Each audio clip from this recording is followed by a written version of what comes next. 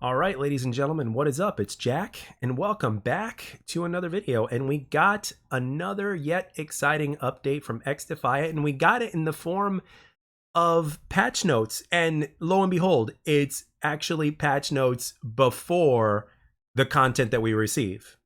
Isn't that something? Isn't that amazing? And I have a hunch that that Ubisoft and Mark Rubin and crew, or whatnot, the developers of this game, are going to continue that trend, so to speak. I think for every single, like whether it's before launch or every single update for the game, I think we're going to be getting patch notes before the release of the patch, so to speak, which is absolutely amazing. It's kind of something we've always wanted, or at the very least, we asked for the patch notes to release at the same time of the patches, but these guys are taking a step ahead and giving it to us beforehand. And that's awesome. I absolutely love it. So I'm going to read all these patch notes out to you because I'm excited about it, and I think you guys should be too. So without further ado, let's get into this. So, and it just released on June 16th. So, which as of right now, it's June 17th of this recording. It's very early, but yeah, very, very recently. So, and they have the table of contents here, unlocking DeadSec, input latency on PS5, 120 hertz mode for the PS5 and the Xbox Series X, netcode changes, server stability, controller experience, and of course, patch notes themselves. So let's get into what they say first. So we have a little open session here. It says open session. Announced at Ubisoft Forward, XDefiant will be having an open session next week to help test the changes to the game made based off of the feedback from the closed beta. We will be opening our servers on June 20th in preparation for the open session, and everyone who had played in the closed beta will be able to join early. On June 21st until the 23rd, the open session will officially open to anyone at least on latest gen platforms and on PC. Available to closed beta players, we've got Tuesday, June 20th at 10 a.m. Pacific time /1 p.m. Eastern time. And then available to anyone, the start time is on Wednesday, June the 21st at 10 a.m. Pacific time, which is 1 p.m. Eastern time. And the end time is Friday, June 23rd at 11 p.m. Pacific time or 2 a.m. Eastern time. And the open session is available to players on PC, PS5, and Xbox Series X and S. And the first thing they talk about here is also unlocking DeadSec. During the open session, you will also be able to complete a challenge for an early permanent unlock of the DeadSec faction. By earning 125k XP during the open session, you will have DeadSec waiting for you for day one of our launch. And next up, they're talking about focus. The open session has a few focus points we would like to test on a large scale. Number one, how the new netcode feels. Number two, server stability. Number three, console controller and experience and aim assist. Read below a few summaries of the changes made on each focus point from the team. So first, they're talking about input latency on PS5. During the closed beta, a bug was observed in the frame pacing behavior on PS5 that led to the game having a higher than expected input latency. The CPU was not being properly throttled, allowing it to run too far ahead of the GPU, resulting in approximately an additional 40 milliseconds of undesired latency. Since closed beta, we have worked to correct the issue, so input latency on the PS5 should feel much more responsive and on par with other platforms. Next, they're talking about 120 Hz mode on PS5 and Xbox Series X. We have added a 120 Hz mode for those who are connected to supporting displays. This should provide an additional small improvement to input latency as well as an overall more fluid and responsive feel to the game. This mode is still relatively new and undergoing internal review and validation, and there may be places the game is unable to sustain 120 Hz. Feedback is much appreciated. Netcode changes. Previously in the closed beta and insider sessions, the netcode was an early test version. Since then, we have done a significant overhaul to, number one, improve fairness, number two, reduce latency, and number three, improved synchronization. These changes should help alleviate the feeling of dying behind wall and covers. The new netcode is a massive refactor and improvement, but is not final. Netcode will always be an important topic that we will continue to improve upon. For this new netcode, this is the first large-scale test, so it is important to let us know your feedback and experience across the globe. Let us know your experience on social media and in our Discord. Next up, they're talking about server stability. During the closed beta, we experienced an issue that preventing matchmaking entirely or causing long lobby times. We have identified and fixed these issues from the closed beta. We have also fixed several several low level bugs in our server code that should create a smoother experience overall. Additionally, during the closed beta, we overloaded the save game servers. Since then, we have done work to scale the servers better. On top of this, we have implemented better reporting that will allow us to catch server issues faster. We also have scaled our online support team to be able to resolve issues quicker. While a massive amount of work has been done, it's still possible that there are server stability issues. However, this is part of the reason why we are doing the open session. Please let us know your feedback on the overall experience as we continue to improve server stability at launch and in the future. Next up, we're talking about controller experience. What is aim assist? Aim assist friction is nothing more than a slowdown of the camera under specific conditions. To define these conditions, there is a quote-unquote billboard that surrounds enemy players.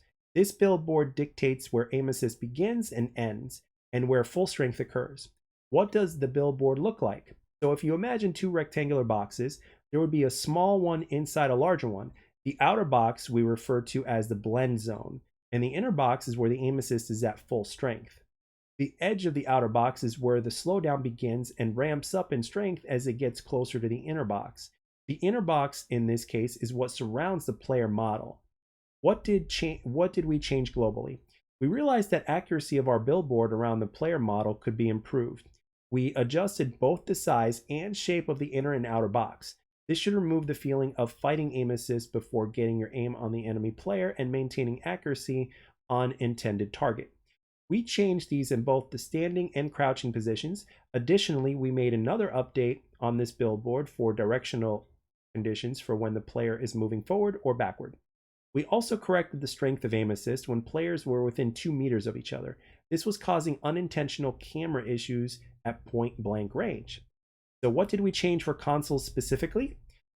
Including the above changes, due to consoles having performance limitations in comparison to PC, we realized that we needed to make console-specific changes as well. We slightly increased the aim assist strength by 5% to bring them closer in line to expectation. Input latency. Since aiming requires pinpoint accuracy, the reduction in input latency that we've made since closed beta should pair nicely with the changes to aim assist so that players will feel less impaired by minor stick corrections when trying to stay on target. So now we get into the patch notes. UI, number 1, new branding. Online, number 1, updated netcode. We feel this is a significant improvement for latency and fairness, as well as a solid foundation for ongoing improvements. Number 2, the number of errors players receive should be greatly reduced in our open session. Next up, they're talking about factions, ultras, traits, and abilities. Libertad. Trait, Espiro de Libertad. We reinstated the Libertad to be active again, or the Libertad trait to be active again, when the Libertad takes damage and their health begins to regenerate without delay. Number 2, health continues to regenerate until full. Number 3, effect stacks with natural regen. Number 4, effect does not stack with other Libertad abilities for Ultra. If these effects are active from any of the other healing abilities, the trait will cease healing. Ability, Bio Vida Boost. Reduced HP boost to max at 100 HP versus previous 120 HP. Healing rate has also been reduced. Ability, El Remedino. So cooldown raised from 20 seconds to 30 seconds. Duration is reduced to 25 seconds. Healing rate for El Remedio has decreased from 60 HP per second to 40 HP per second. And then number 4, reduced health of El Remedio deployable from 120 down to 80. Echelon Ultra, which is a sonar vision. Number 1, animation was improved to make this feel more powerful. Fixed from closed beta, Echelon player will appear on the minimap if the Intel suit skill is used on them. And number 2, fixed from closed beta again, black patch is no longer observed in the weapon when digital ghillie suit is active during the match. Now we go into the phantoms.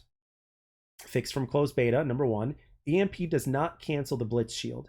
Number 2, fixed from closed beta, player holding blitz shield will no longer take incendiary damage from enemy cleaner bullets. Next up, we go into DedSec. The DedSec faction is unlocked for everyone through open session.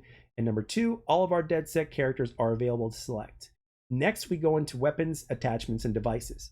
Weapons, snipers, decrease ADS time, and increase ADS time, and then decreased ADS walking speed. LMGs corrected their ADS and sprint out times. The M1911 pistol increased RPM. The ACR decreased RPM and increased ADS and sprint out time. AK-47 better aligned bullet trajectory with crosshair when aiming down sights. MK20 reduced headshot multiplier. P90 increased headshot multiplier. Devices, this is new, dark flashbang option in the settings menu. And then we have 3 miscellaneous things. Number 1, sound, various improvements to audio. Number 2, health regen, delay reduced from 5 seconds to 4 seconds. And then 3rd, spam penalties, reduced spam behavior penalty slightly. All right, so basically that concludes the quote-unquote patch notes and actually the entire article. And one thing I want to say is that, number 1, I'm very, very grateful that they're actually giving this to us beforehand. And like I mentioned previously, or I might have mentioned previously, is that I think they're going to continue this trend and to give us these patch notes and updates before we actually get the updates. And we're not just talking before launch, but we're also talking like after launch. So I think this is really a good way to go. It's something that we've always wanted. I mean, at this point, we were just asking for patch notes to be released the same time as the updates when it came to like Call of Duty and stuff like that, right? But now it's like we're getting things before the actual update. So it's like we know what we're getting. It gives us a reason to be excited. And at the same time, it tells us, the player, right, that, hey, we've been listening to you. So here's what the patch is going to have. And here you go. Have fun. Keep giving us feedback. We're going to keep giving you more. We're going to keep updating the game to make it better. And it's going to feel better. It's going to play better. It's going to be the game that you guys want it to be. So I love this. I absolutely love it. And I remember watching, as I close here, I remember watching Why So Serious in one of his streams or in one of his videos. And when back in the days of when he was playing Halo Infinite, he was basically saying, and I'm paraphrasing here, and I apologize if I kind of get this slightly wrong, but I remember it.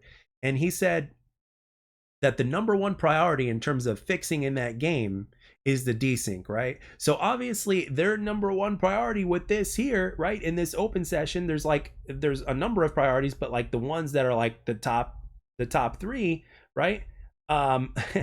Their main focus, I mean, they literally say it here, focus. Number 1, how the new netcode feels.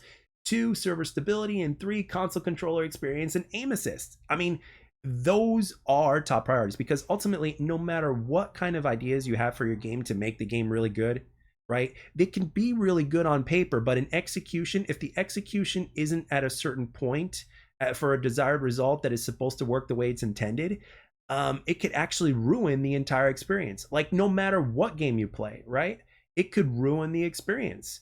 So, I mean, I could tell you this: I would be twice as, and I'm addicted to Halo Infinite's, BR gameplay. I guarantee you, I would be twice as addicted if the desync wasn't like the issue that it was today. Like, if it had the hit registration, if it had the kind of hit registration and stuff like that Halo 5 had, holy shit, dude, I would be addicted to that game like a crack addict. I mean, I don't know what, I don't personally have any experience of being a crack addict, but I've seen Tyrone Biggums, and if that's any indication, then holy shit. But anyway, but yeah, no, these guys have their heads in the right place. They're making the right moves. They're making the right decisions. They're giving us the transparency that we've always wanted as gamers. And I absolutely love it. It's almost surreal to me, and I'm loving this game. It makes me that much more excited for this open session coming up, and it makes me that much more excited for the release of the game. And the thing is, for me personally, the number 1 thing that I've always wanted to try, because I was always aware of this, and I've pretty much, I think I've mentioned it in the previous video covering XDefiant, was the biggest thing that I was looking forward to is I was looking to experience the new netcode and the new server response and all that other stuff. Like, that's what I was looking forward to experiencing. You know why? One reason is obviously I want to experience how the game feels, the way it's supposed to feel. And number 2, these guys, Mark Rubin was the director of Call of Duty Ghosts. This man knows what good registration is supposed to feel like, and in latency and stuff like that, right? I mean, let's put it this way, right? One thing Call of Duty Ghosts had over Black Ops 2, right, was the connection and hit detection. Let's be real here. Let's just not beat around the bush, right? Call of Duty Ghosts hit detection was superb from what I can remember, especially when you compare it to Black Ops 2. You know, and Black Ops 2 was, in my experience personally, was an improvement over Black Ops 1 with the hit detection and all that other shit. However, Call of Duty Ghosts was on another level, respectfully speaking. And I love Treyarch. Black Ops 2 is my personal favorite Call of Duty. But seriously, like they really nailed it in Call of Duty Ghosts. So I am expecting kind of similar results. I mean, at least I expect them to get there. But in terms of what we got at closed beta and what we're going to get now, I'm expecting like a significant change and a much more better experience, which will therefore make the game that much more enjoyable to play and that much more addictive. And it's going to make players, regardless of skill level or regardless of whatever kind of player they may be, it's going to make them come back again and again. You know why? Because the game feels good, right? So there you have it. But anyway, that concludes the video. I want to know down in the comment section, what are your thoughts on this? What are your opinions? What are you looking forward to the most? Does it feel kind of surreal to you that we're actually kind of getting that kind of communication and transparency and everything and our feedback taken seriously? Is it kind of surreal to you? If you're a former Call of Duty fan like myself or whatnot, let me know down in the comment section below. I love having a conversation. Thank you all so very much for taking the time to watch and or listen, and I'll catch you guys on the next one.